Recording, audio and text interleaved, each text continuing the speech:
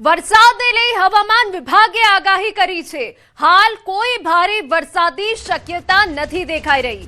7 દિવસ સામાન્ય વરસાદની આગાહી। દક્ષિણ ગુજરાત અને સૌરાષ્ટ્રમાં વરસાદની આગાહી વ્યક્ત કરાઈ છે। હળવાથી સામાન્ય વરસાદ પડી શકે છે।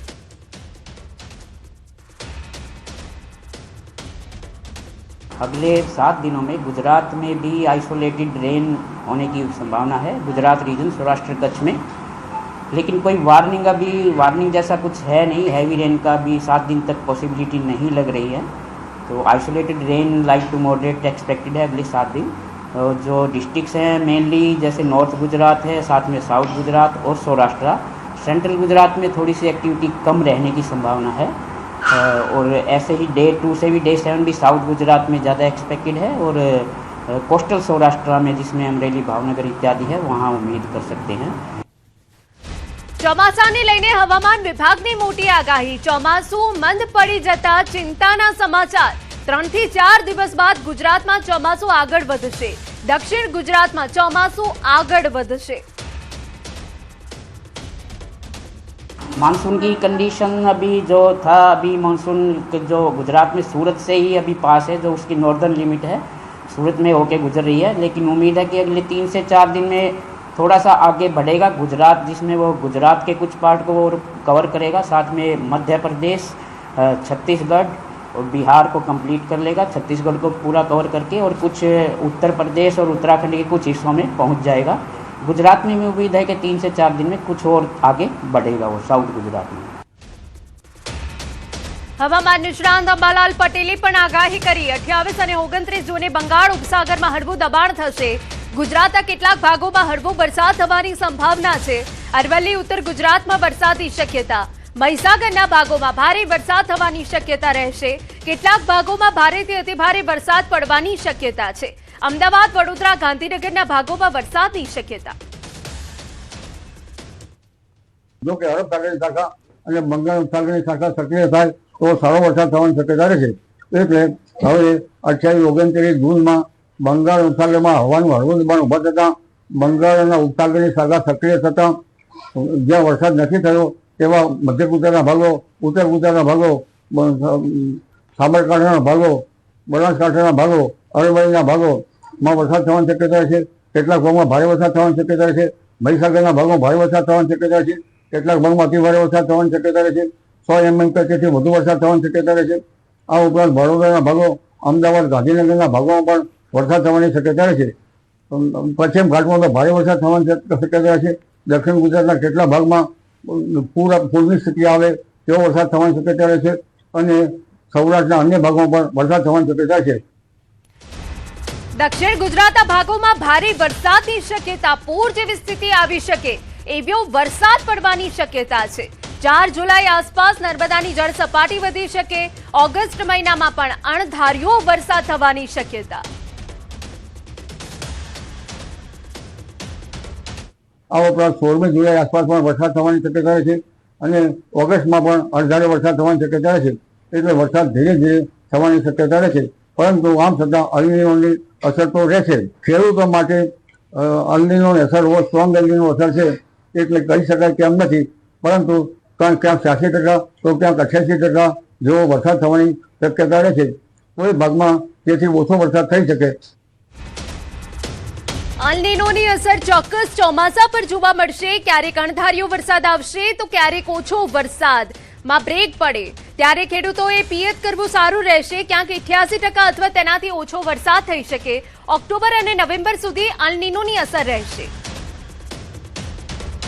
સામુદ્રિક પેરામીટરો હવે ધીરે ધીરે જુલાઈ માસથી સક્રિય થવાની શક્યતા રહેશે। પરંતુ અલ્નિનોની અસર તો રહેશે। એટલે એકંદરે વરસાદ કંઈક અંશે ધીરે ધીરે કૃષિ પાકો, ખેતીવાડીને પોષક તો રહેશે, પણ વચ્ચે વરસાદમાં બ્રેક આવવાની શક્યતા છે। અલ્નિનોને લઈને ચિંતાજનક સમાચાર। અલ્નિનોની સ્થિતિ અંગે ફરી હવામાન વિભાગે જાણકારી આપી। ચોમાસામાં અલ્નિનો મજબૂત બનવાની સંભાવના વ્યક્ત કરી। સમુદ્રી વાતાવરણ કરાવી રહ્યું છે અલ્નિનોની અનુભૂતિ। અલ્નિનો સામેની ભારતીય ડાયલ આઈઓડીને લઈને પણ માઠા સમાચાર। હાલ આઈઓડી પોઝિટિવ બને એવી સંભાવના નહીવત। આખા ચોમાસામાં આઈઓડી તટસ્થ જ રહેવાનું અનુમાન છે. એમજીઓ પણ ચાલુ સપ્તાહ પૂરતો જ મદદરૂપ બનવાની સંભાવના છે. હાલ ફેઝ 5માં છે. એમજીઓ સિસ્ટમને કરી શકે છે મદદ. આગળ જતા એમજીઓ ફેઝ 6 અને 7 તરફ જવાનું અનુમાન વ્યક્ત કર્યું છે.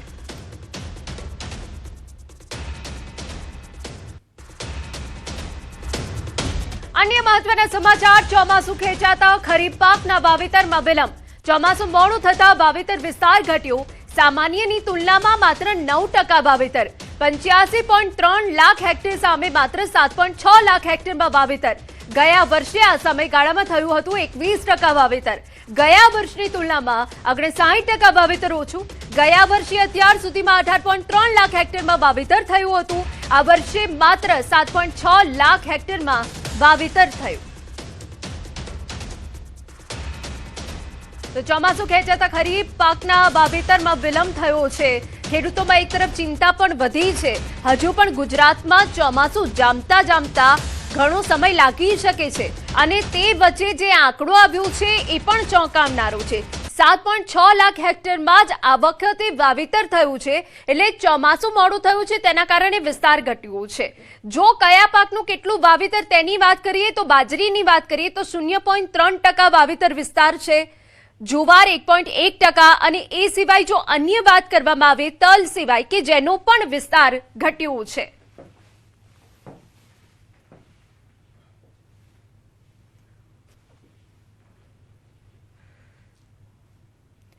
દેવભૂમિ દ્વારકા જિલ્લામાં વરસાદ ખેંચાતા ખેડૂતો ચિંતિત બન્યા. ખેતી માટેની તમામ તૈયારીઓ પૂર્ણ કરી હોવા છતાં વરસાદના અભાવે વાવેતર અટવાઈ ગયું. ખાસ કરીને જિલ્લાના મુખ્ય પાક મગફળીના વાવેતરનો યોગ્ય સમય હાથમાંથી સરકી જવાની ભીતિ ખેડૂતોએ વ્યક્ત કરી રહ્યા છે. ખેડૂતોનું કહેવું છે કે જો આગામી દિવસોમાં સારો વરસાદ નહીં પડે તો ઉત્પાદન ઉપર સીધી અસર પડશે અને ભારે આર્થિક નુકસાન સહન કરવું પડશે. કેટલાક વિસ્તારોમાં આગોતરું વાવેતર કરાયેલા પાક પર પણ ભેજના અભાવે સંકટ ઊભું થયું છે. આવી સ્થિતિમાં ખેડૂતો નર્મદાના સિંચાઈના પાણીની માંગ કરી રહ્યા છે. હાલ દેવભૂમિ દ્વારકાના ખેડૂતોની નજર મેઘરાજાની મહેર પર ટકેલી છે.